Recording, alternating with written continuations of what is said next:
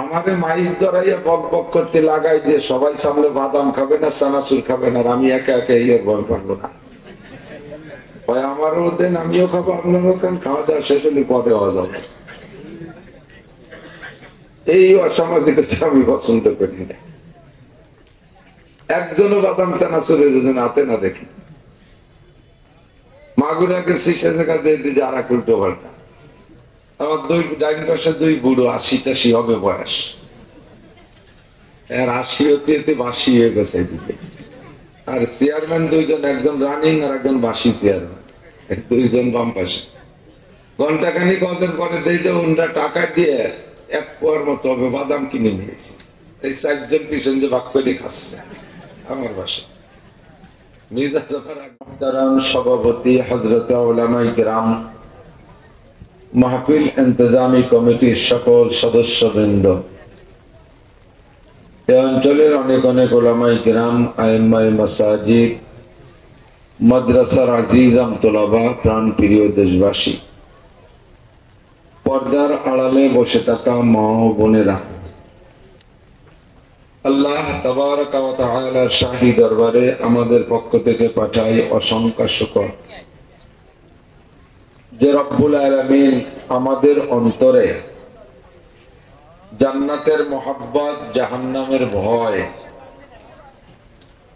তৈরি করে দিয়েছেন।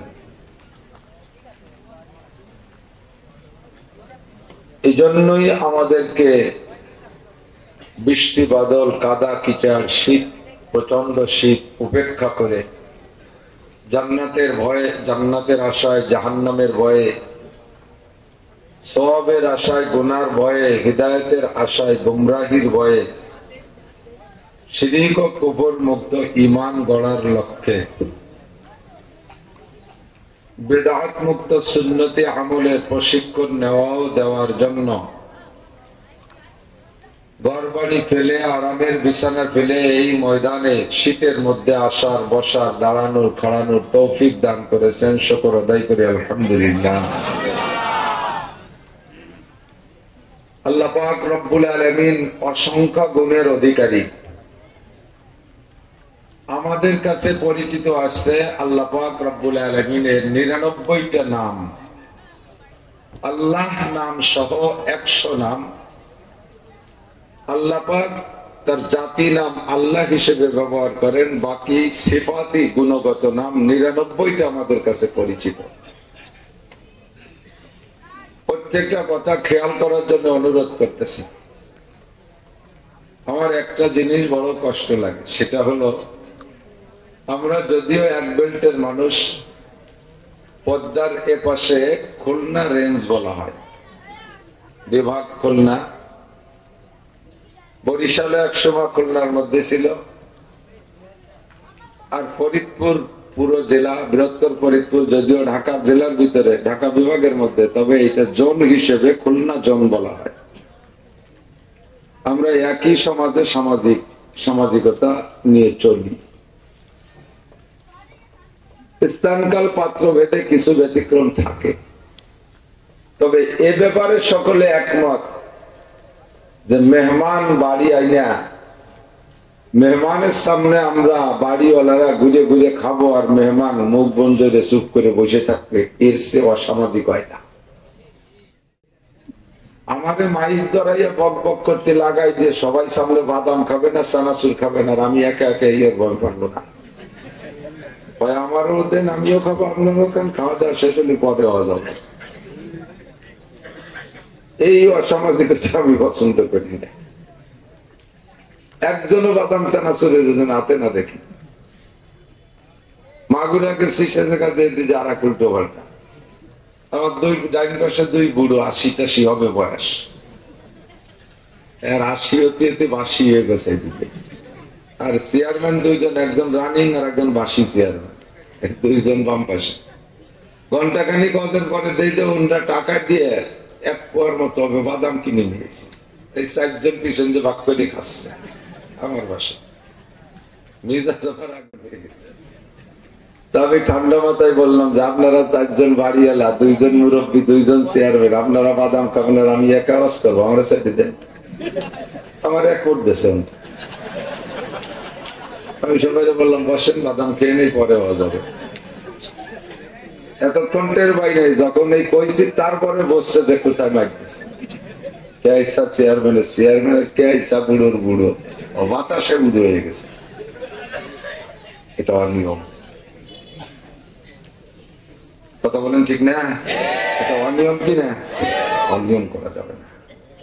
ডাইরেক্ট আল্লাহ পাক রব্বুল আলামিন কোরআনে কারীমের মধ্যে বলেন, ওয়া ইযা কুরিয়াল কুরআনু ফাসতামিউ লাহু ওয়া আনসিতু। যখন তোমাদের সামনে কোরআনে কারীম এমনি তেলাওয়াত করা হয় এবং কোরআন থেকে আয়াত পড়ুক, তরজমা করুক, তাফসীর করুক, কোরআন নিয়ে আলোচনা করা হবে, তখন ফাসতামিউ, এই কাদার ভিতরে শীতের রাত্রে সর্বদিক দিয়ে শীত বাড়াইতেছে। এমনি কয়েকদিন পর্যন্ত শৈত্য প্রবাহ, কুয়াশায় দুনিয়াটা অন্ধকার, প্রচন্ড শীত, বাতাস, তার ভিতরে এবার বৃষ্টি, জুলুমাতুল ফাওকা জুলুমাত, অন্ধকারের উপর দিয়ে অন্ধকার। প্রত্যেকের ঘর বাড়িতে কিছু না কিছু বেড বিছানা আছে, এখন আরামে লেপ কম্বল মুড়িতে ঘুমাইতে পারতেন, সব ফেলে রেখে কাদার মধ্যে আইসা বৃষ্টি পড়তেছে, মাথায় দাঁড়িয়ে আছেন, কিছু না কিছু নিয়েই যেতে হবে। জায়গা তাল তামাশা কেন করবেন? আল্লাহ পাক বলেন ফাসতামিউ, কথাগুলো অন্তরের কান দিয়ে শোনো, ভাসমান কান দিয়ে শুনো না। সুর থাকলে, তাল থাকলে, মাঝে মাঝে গান গজল হইলে শুনতে ভালো লাগে, আমার তার কিচ্ছুই নেই। কাটা কাটা ভাঙ্গা ভাঙ্গা কিছু কথা বলি। আল্লাহ পাক কোন খেয়ালে আমাকে এই ময়দানে ব্যবহার করতেছে আল্লাহই ভালো জানে। আমি বুঝি বর্তমান চলমান প্রেক্ষাপটে আমার মতো বাঙালি বক্তা চলে না। একটা গজল জানি না, একটা গান জানি না, কোন তালকুরা জানি না, এলেম কালাম কিচ্ছু নেই। কেন মানুষ আসে আর বসে আমি জানি না। আল্লাহ পাক আমাকে জগতে ব্যবহার করতেছেন। যে কথাগুলোই বলি অন্তরে কান দিয়ে শোনা যাবে না, আর কথা কানে আসে, এটা অন্তরে কান দিয়ে শুনতে হলে সাথে আর একটা কাজ লাগবে, তাও আল্লাহ বলে দেন ও আনসিতু, অন্তরের কানকে কথার সাথে সেট করতে হলে জবানকে বন্ধ রাখতে হবে। এমত অবস্থায় যে তুমি মুখ বন্ধ রাখো, কিসের থেকে? কথা বলবা না। এক নম্বরে বয়ানের ভিতরে কথা হবে না, যেটুক বলতে বলে বক্তা সেটুক ছাড়া কথা হবে না। দুই নম্বরে মুখের যত কাজ আছে সব বাদ, চানাচুর খাওয়া, বাদাম খাওয়া, বিস্কুট খাওয়া, পান খাওয়া, বিড়ি খাওয়া, সিগারেট খাওয়া, সব খাওয়ার কাজ বাদ। মুখে বিলকুল বন্ধ রেখে অন্তরটা লাগাবেন।